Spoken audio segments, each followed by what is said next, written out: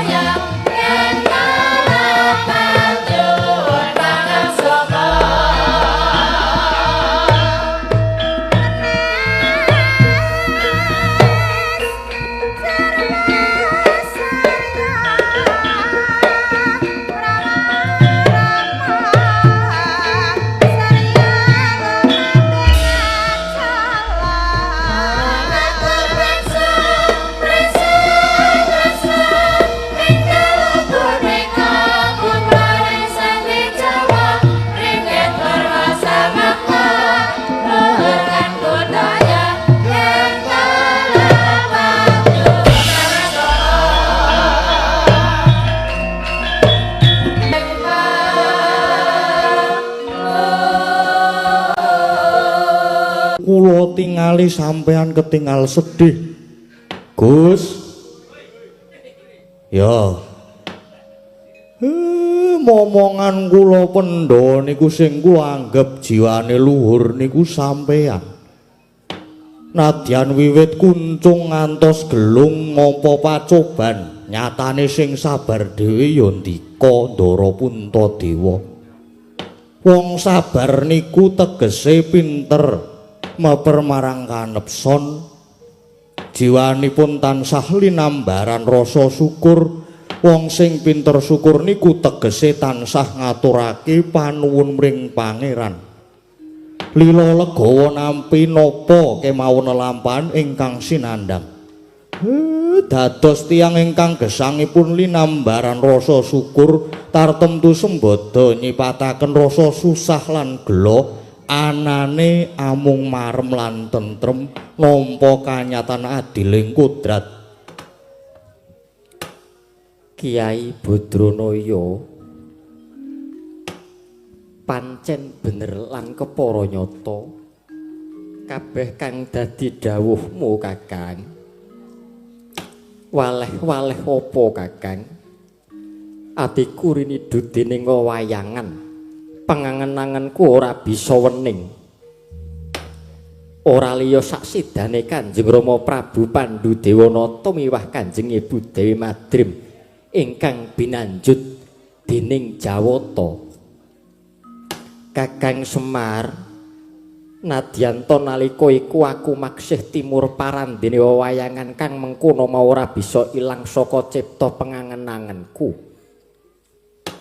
Luweh-luweh maneh lamun to sedane Kanjeng Rama Prabu Pandhu miwah Kanjeng Ibu Dewi Madrim sinendal mayang dening Jawata, banjur sineksa kacemplungake ing paksiksan neraka Yomani ya ing Yomani loka. Aku tinitah dadi putrane kakung.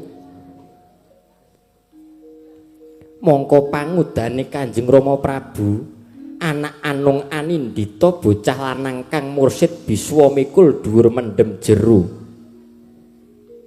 Ora liya ya mung kudu aku kang bisa nyuwargake Kanjeng Rama Prabu dalah Kanjeng Ibu. Nanging kadiparan ingkang tak tempuh ternyatane pirang-pirang pambudidaya kaya pantok pepuntoning tekad merga saka dosa ingkang sinandhang dening Rama Prabu. Mula Kakang Semar, ora ketang amung seklimah aku eneh ana katrangan supaya bisa dadi pamacut laksitaning laku kang bakal ndak tindakake Kakang Semar Badranaya. Nggih. Ngaten nggih sinuwun. Sing jeneng wong urip niku nadyan uripe wonten saklebeting kodrat menungsa tasih dipun wenangaken budidaya. Namung sedanipun ingkang Rama Prabu Pandhu miwah teng Ibu Dewi Madrim kala wau nyata dados piranti ngenepi sambutanipun dumawahing karma pala ingkang kedah kelampahan. Pinten-pinten kalpatan ingkang katindakaken dening menungsa menika kedah wonten unduh-unduhane sapa nandur bakale ngunduh ngaten nika. Kula tak dongeng kula wiwiti saking nalika ingkang Rama bebedak dumadaan kalepatanipun ingkang Rama nalika semanten jemparing kidang. Mongko kidang kala wau nedeng kacumbana kalian kidang estri. Ingkang Rama boten grahita lamun kidang kala wau panjalmanipun Pendhita Linangkung ingkang winastan Begawan Ki Mindama. Banter banget lampahing panah ngenani kidang ingkang nedeng saresmi kala wau badar sejatining wujud kumaranipun ngendika dhateng Prabu Pandhu. Prabu Pandhu mara gatekna kandhaku aku ora ngluputake nggonmu mateni menjanganing kesusuning tumindak munggonmu nuntun marang tindak daksya kuwi dununge klirumu. Ya kene kok kowe ora sranta nyeratekake sak rampunge nggonku salulut karo bojoku menjangan wadon. Mongko wong sing budine luhur lan ambek utama kuwi apa ana sing gelem nangsaya marang sato kewan kang lagi salulut. Awit wektu kang mengkono iku wektu kang banget nang semake tumrap sakabehing makhluk. Mekaten pangandikanipun Begawan Ki Mindama satemah ngupatani dhateng ingkang Rama. Samangsa ingkang Rama nindakaken sarmi kaliyan salah satunggiling garwa inggih mriku dununge ngantakanipun. Lan malihipun sinuwun nalika ingkang Rama mituruti panyuwanipun ingkang Ibu Dewi Madrim ingkang idam-idam kawuran kepengin nitih lembuhan dini Bathara Guru boten maringaken awit badhe nyuda kawibawaning dewa nanging rehning Ndara Pandhu hamrung tekadipun dipun lilani kalian Bathara Guru nanging mawi pamundhut benjang sedanipun Rama kalian ingkang Ibu Dewi Madrim kedah siniksa cinempungaken ing neraka jahanam sinuwun. Kagiatri sang kapirangu rinangkul kinempit kempit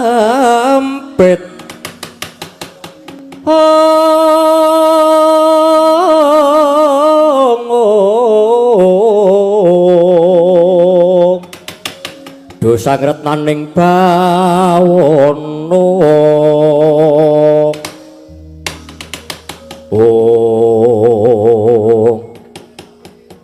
jagat dewa Bathara babar pisan aku ora nduga mono lamun to lelakone pait kaya mangkono Kakang. Inggih Ndara.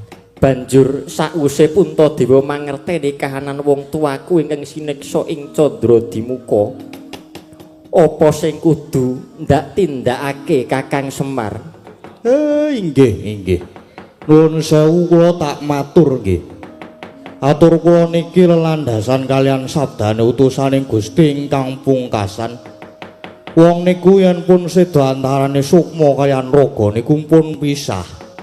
Babagan kadonya niku kabeh dipun tinggal kejawi telung perkara. Siji amal utawi darmanipun nalika urip, angka kalih ilmu ingkang piguna tumraping bebrayan. Dene angka 3 niku dongane anak lanang sing soleh. Kula mboten mejang, kula mboten perlu tutur, kudune sampeyan isa nanggapi dhateng anturipun Semar sinuwun.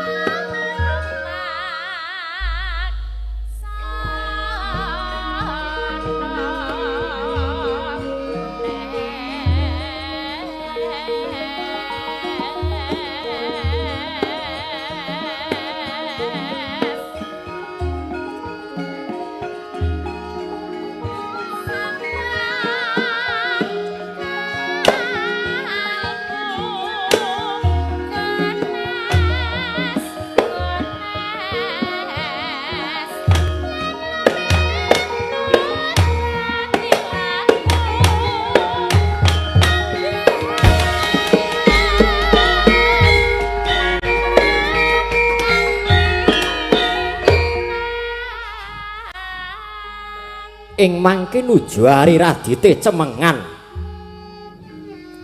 Srinata ngamarta Prabu Puntadewa sumawana para kadang Pandhawa nenggih Raden Werkudara risang Harjuna miwah kembar kemanikan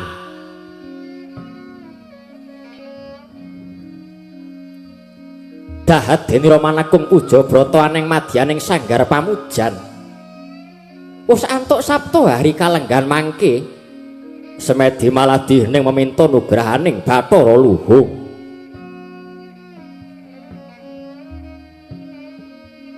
apa to darunane mangkono labet para Pandhawa dahat mrihatosaken dhateng sedanipun Kanjeng Rama nenggih Prabu Pandhu Dewanata miwah Kanjeng Ibu Dewi Madrim.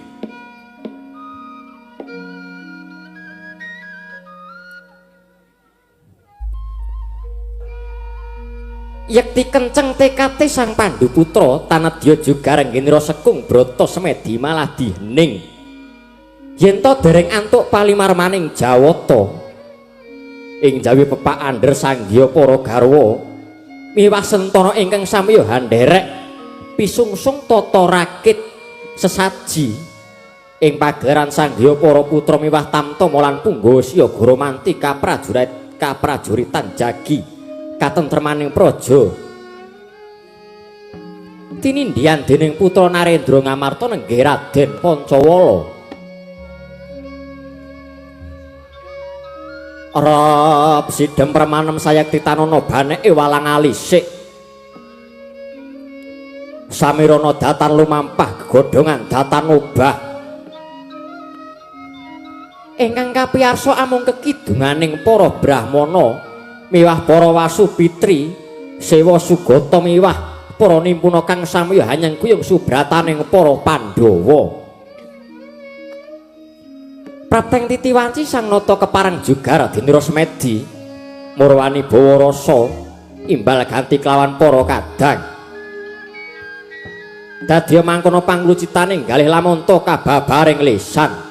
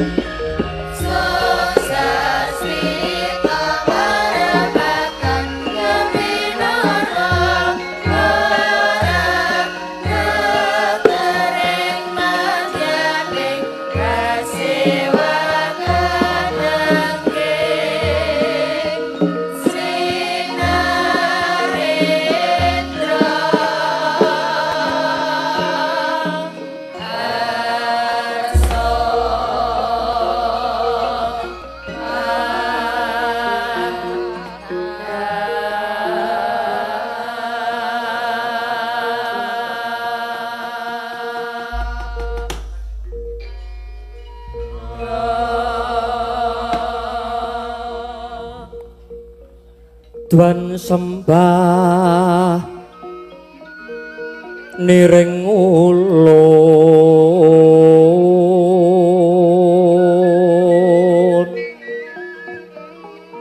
kapurba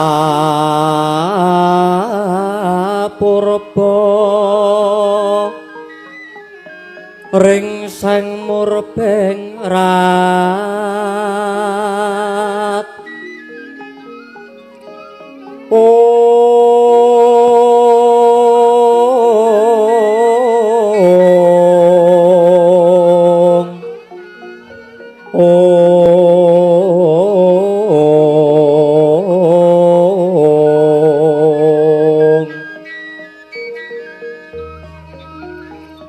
sahana nikang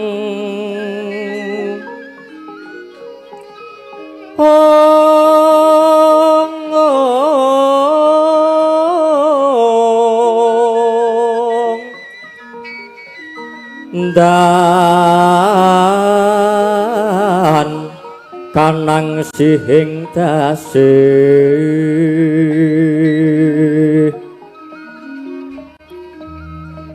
mawe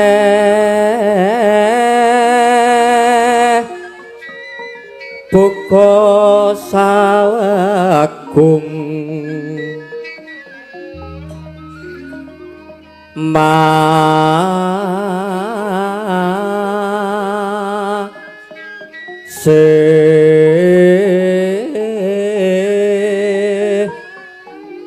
ring telahan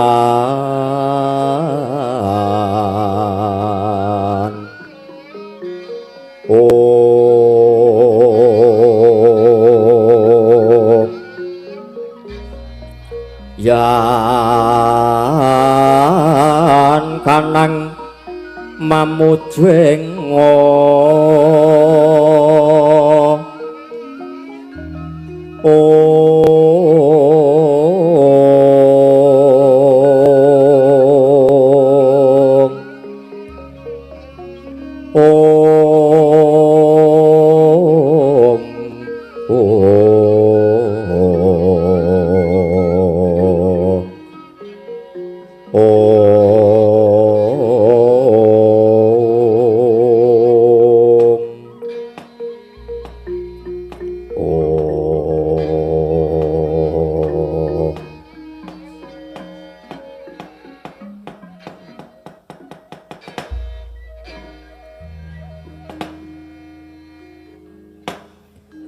dahat katedo purbaning Hyang Mahawikan muga ambabarapa padhang marang sagung dumadi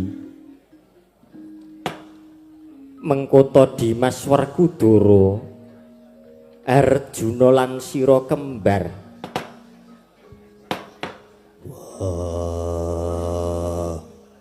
ana dawuhmu apa mbarep kakangku wonten pangandika ingkang adhawuh Koko Prabu wonten pangandika ingkang adhawuh Koko Prabu wonten dawuh Koko Prabu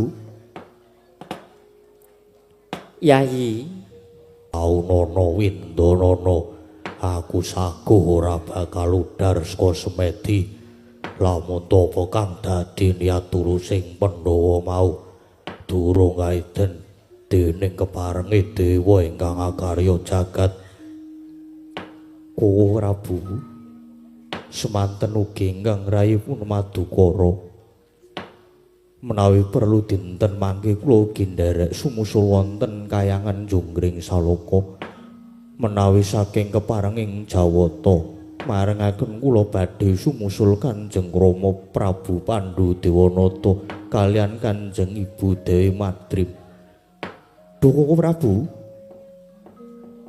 semanten ugi ingkang rayi sawu jajar miwah bemertawu kinten kula sami kewala Yayi pun kakang nerdo nrimo ya kaya mangkono mau ing gegulang marang kalantipan sarta gegulang marang bebuden ngelingono pun kakang lan siadi iku sinebut Pandhawa tegese Pandhu lan Hawa persasat sarirane Kanjeng Rama Prabu Pandhu pribadi ingkang jumeneng ing Ngamarta iki raga 5 wujudipun Kakang Yayi Werkudara Dimas Janaka lan kembar. Aku minangka putrane Kanjeng Rama Prabu Pandhu dadi putraning Narendra kang wis kawentar kawicaksanane miwah pambeganipun Kakang lan Siadi sak bisa-bisa kudu bisa dadi teka palupi. Mula Yayi aja lali welingipun Kakang. Mungguh wong urip ing alam padang iku mung ngegungake marang bebuden. Krana bebuden iku dadi tirta adi kang bisa nyirep kasangsaraning panguripan. Bebuden iku kaya dene anda kencana ingkang nyantosane mancat marang ing kasuwargan. Lan uga bebuden iku dadi kekuatan gedhe ingkang kudu dijaga kasantosane. Bebuden iku dadi pawitane titah jumangkah marang jagating kelanggengan. Lan uga kanthi bebuden iku dadi bebeteng kang kukuh pengkuh ingkang tembene bakal ambabar suka tresna marang sak pepadane urip. Merga kanthi bebuden iku dadi wit gedhe kang ngrembuyung ingkang bakal bisa woh daya kawibawan mula kang saka iku Yayi. Rehne Siadiwa semanteng lan maligi tunggal tekadmu kelawan pun Kakang. Uga ora bakal kendhat mung tansah mbudidaya meminta marang panguwasane kang akarya jagat. Muga-muga Kanjeng Rama Prabu Pandhu miwah Kanjeng Ibu Dewi Madrim tumuli diyapura sakat taing dosa lan keluputane tumuli kapapanake manjing ing swarga langgeng. Kang mangkono pun Kakang lan Siadi wis jeneng ora kainan pinutrakake dening Kanjeng Rama Yayi. Wah yo muga-muga dewa sing gawe jagat iki ngudaneni apa kang dadi lekasmu sasedulur. Sigra-sigra yen permana kanca sigra ngraketa nawang sesangka.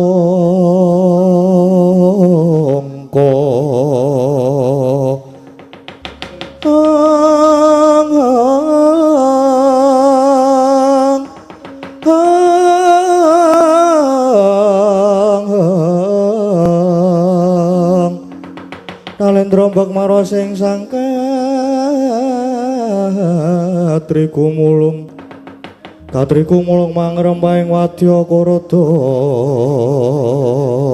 kura ora reka giri-giri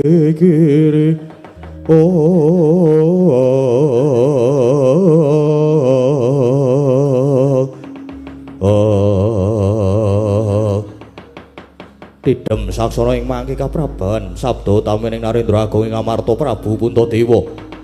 Dadak sakolih mangke tidem ing sanggar palanggatan dadya kagat kang mulat ana cahya ingkang sumorot saking wiyati. Dupi sirna kang cahya wenteh jawata sithik pangudal-udal Bathara Kaneka putra ya Sang Hyang Bathara Narada. Ajog saking wiyati dadya kaget kang sami mulat sumengkem hangus wapada.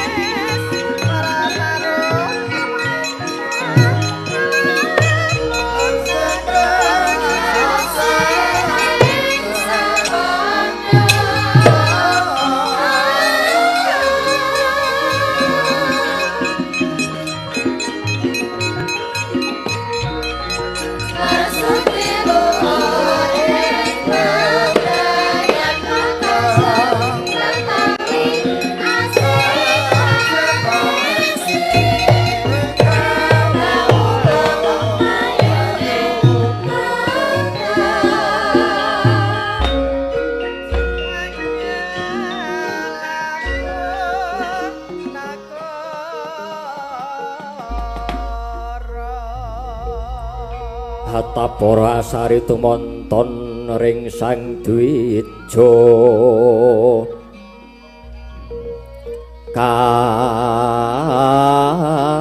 kadyoge warjiwa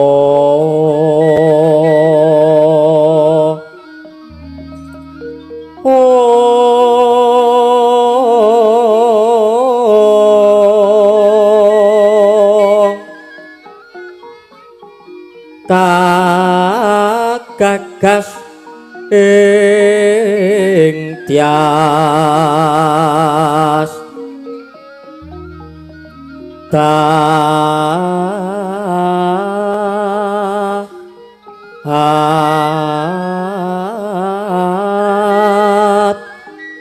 keoraning karyanira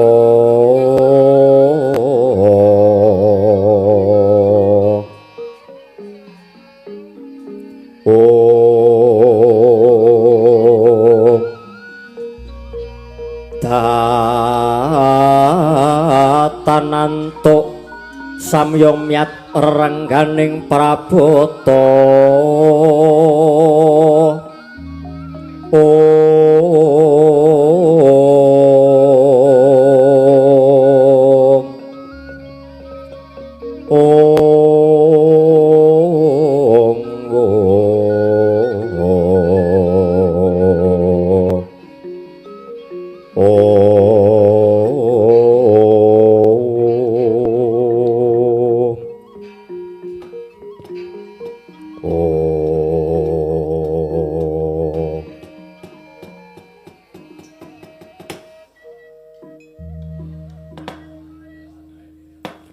kawula nuwun dereng sakwatawis dangu pangijo wantah pukulun ing sidik pangudal-udal kula ngaturaken pangabekti mugi kunjuk wonten sandhaping pepada paduka Hyang Adi pukulun.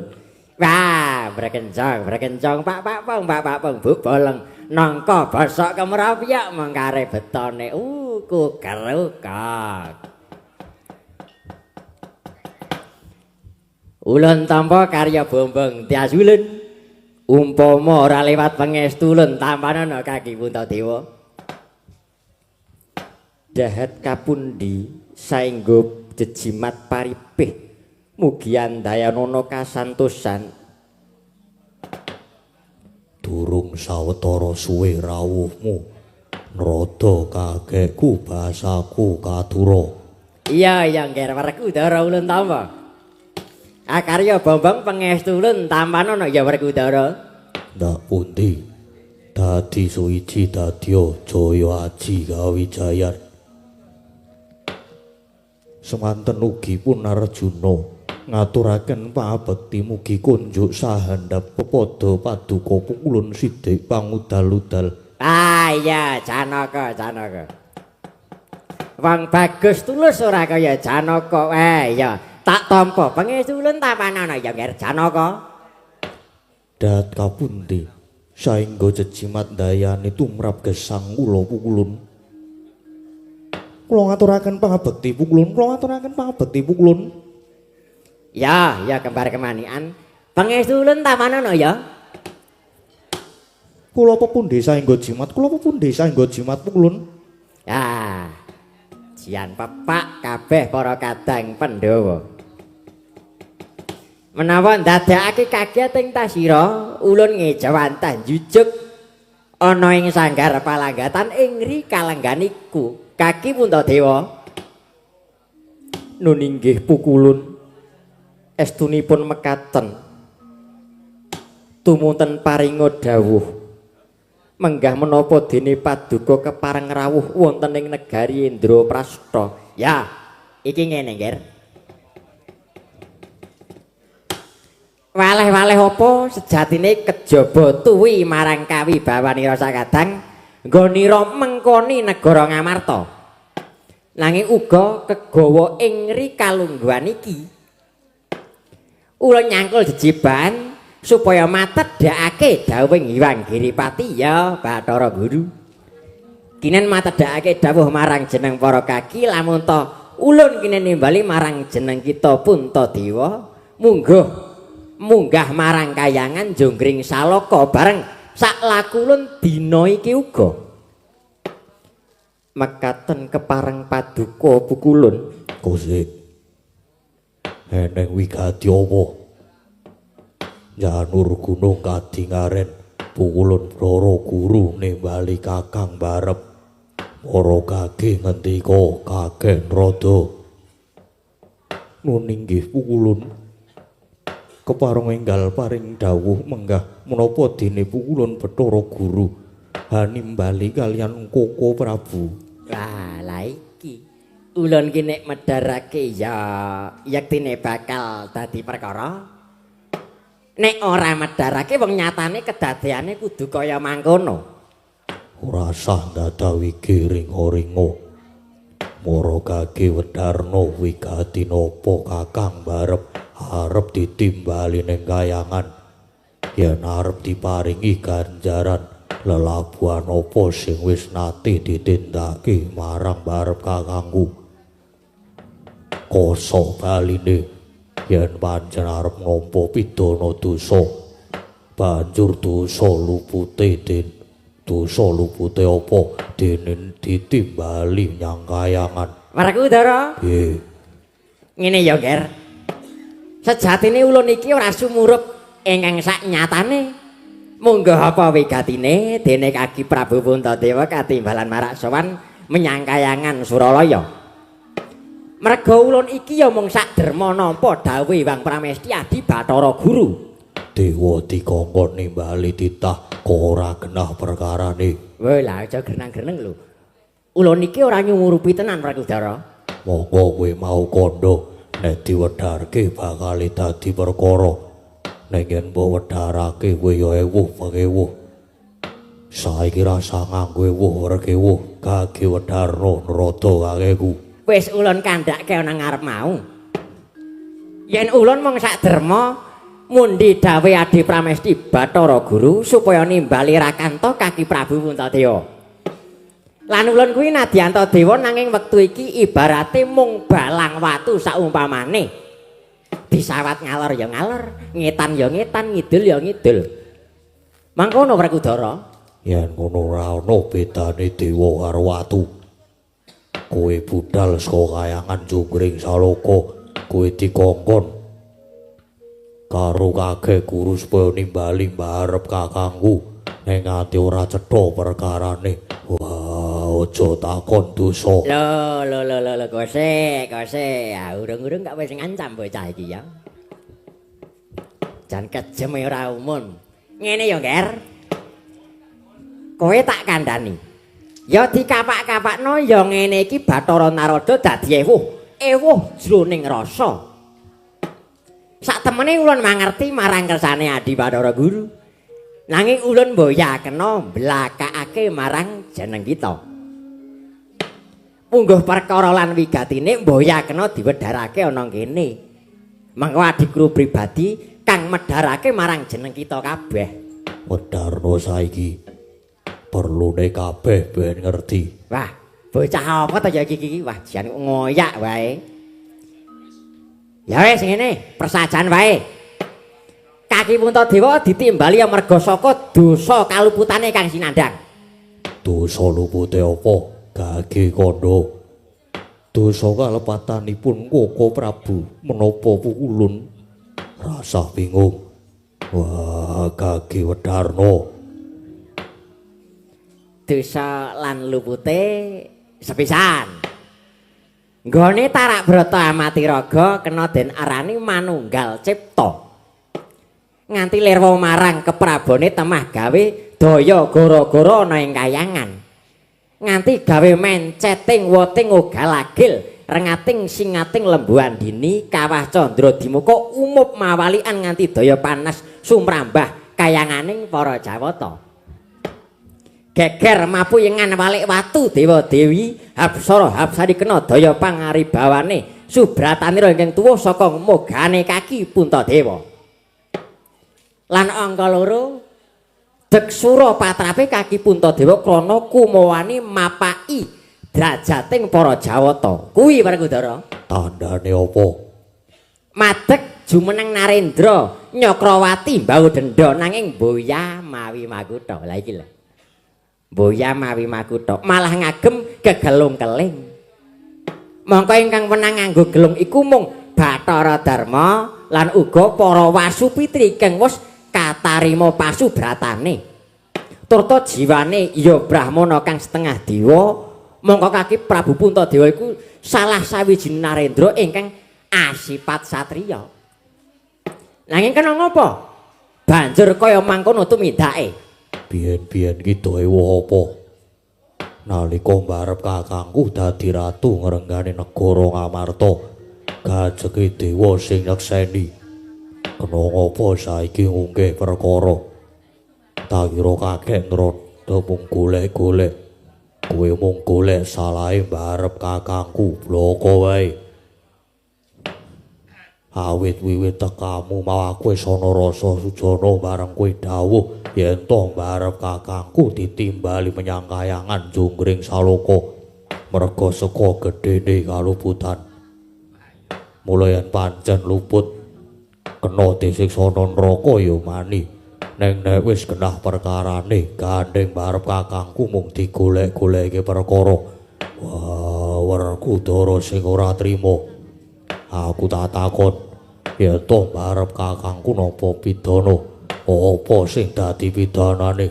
Saka wewenanging lan pangwasane Sang Hyang Giripati, pidanane ora ana liya kejaba mung kudu ngunduh wae penggawe, kacemplungake ana ing paksiksan langgeng yaiku cinemplungake ing kawah Candradimukha tanpa beda kaya ramamu si Prabu Pandhu Dewanata.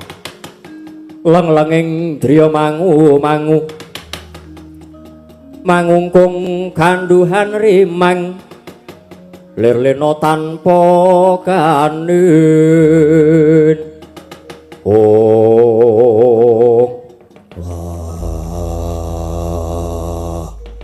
Kowe kudu ngerti nrada akeku. Piye Werkudara? Pandhawa kuwi raga 5 nanging jiwane mung siji. Barep kakangku ya Werkudara, Werkudara ya Janaka. Janaka ya kembar.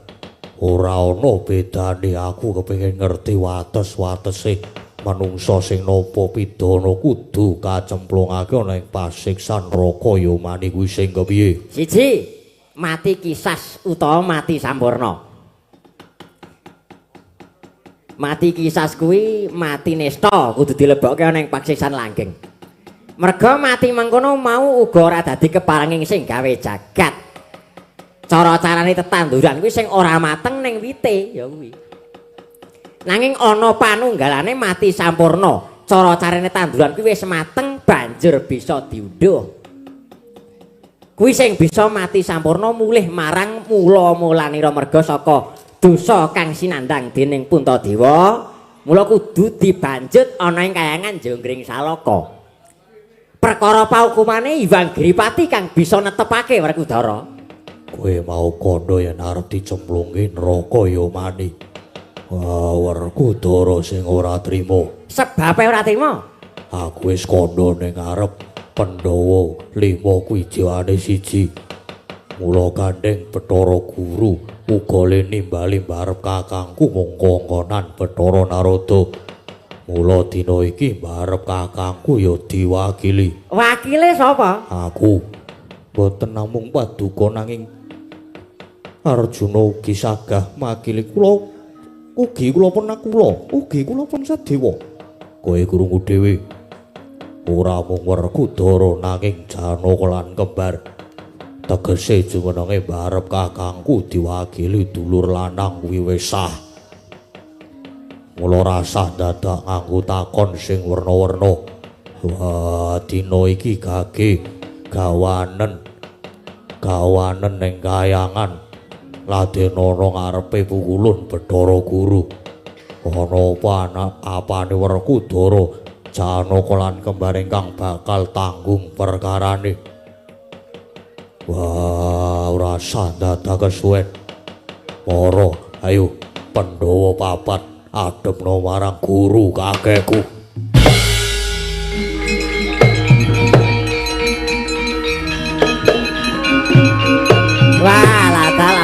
lagi.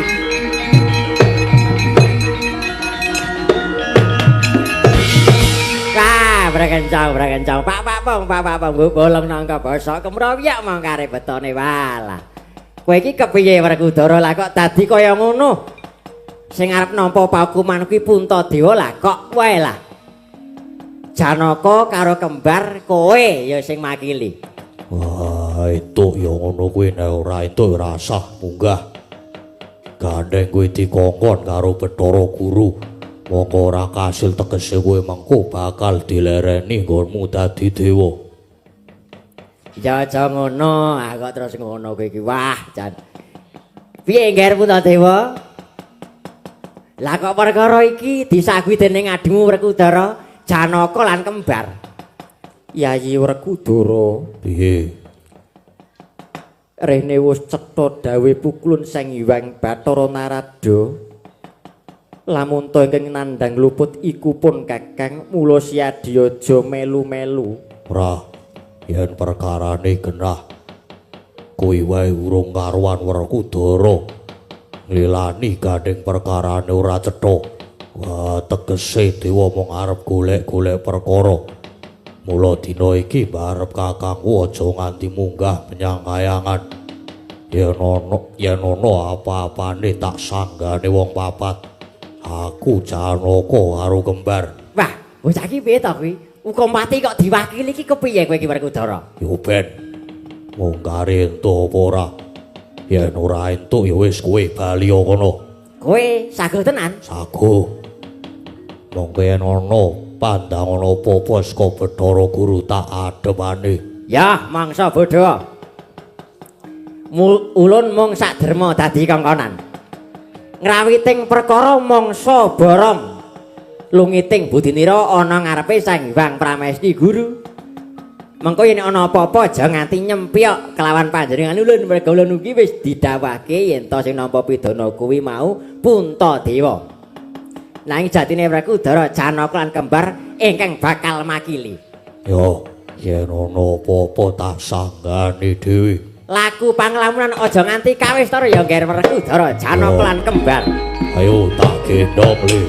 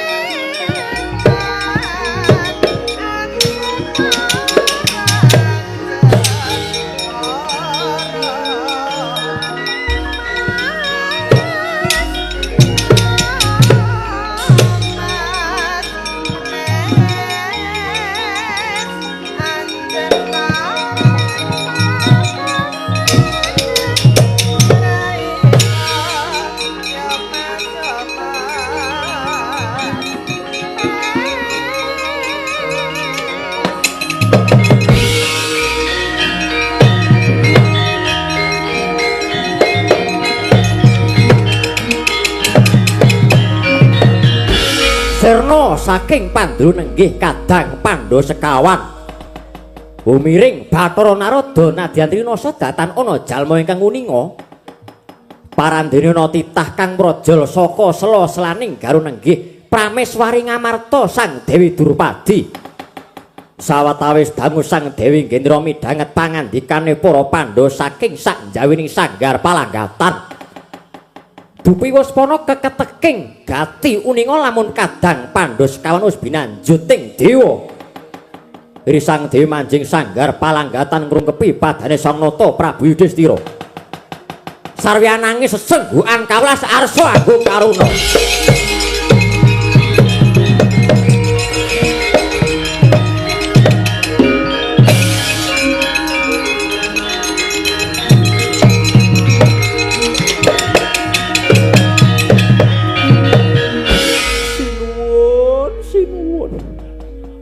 Kula nyuwun pangapunten ingkang agung salebeting kula labet kula cumantha angengeti lampan ingkang gawat kados mekaten.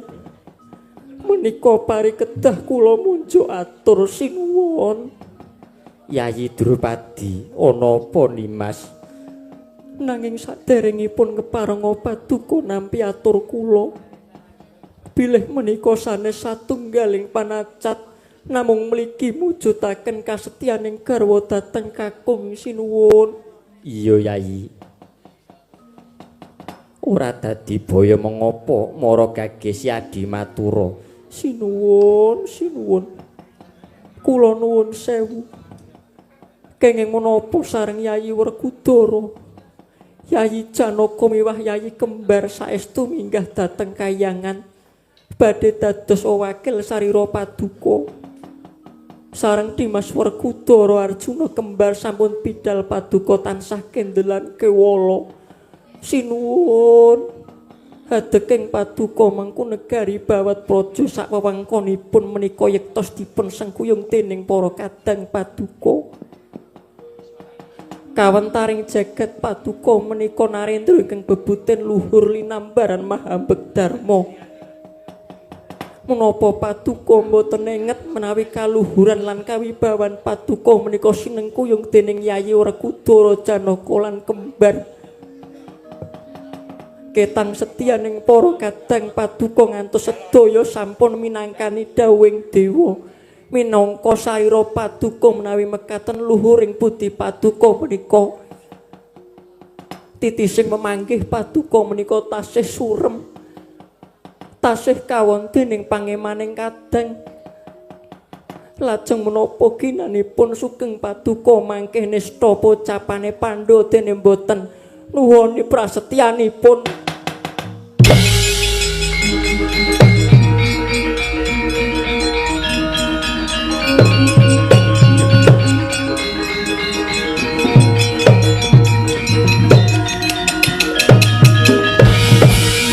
Legeking penggalih Yayah Tinata king Ngalugara Pranajane. Ewahaya ing pambudi Sang Nata Agung negari Ngamarta.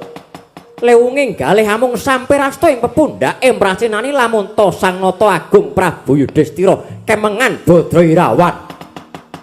Badra rembulan Irawan mendung hangen danu ingkang hangalingi dadi peteng dedet hanglimputi. Jibek bebeking galih eling-eling Narendra ing Sabardrana lila ing bondo lega ing pati datanate karengon miwah datanate duka Sang Prabu Yudhistira. Parandene dupi nampi aturira garwa kinasih putri Pancawarna Dewi Drupadi kaya jinait telenging Wardaya. Angucap mantra wikrama kabeta saka mes guling manah mekar sairane. Sak gunung pitung gunung ngebaki jagat.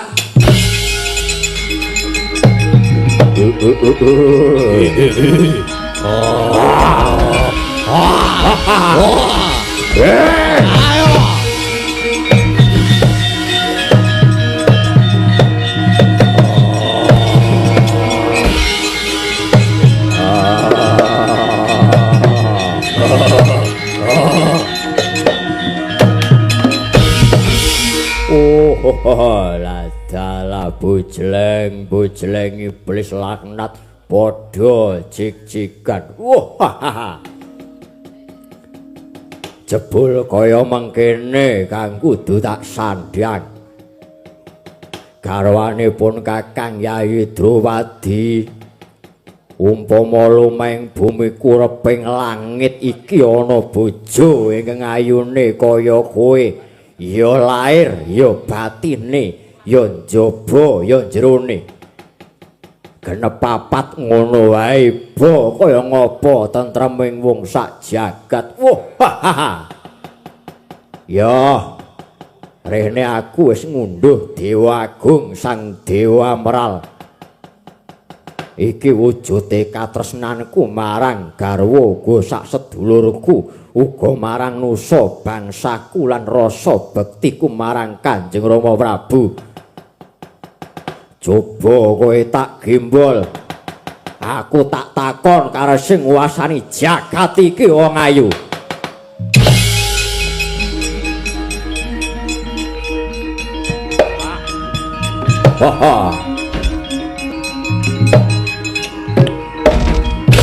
Oh, hey.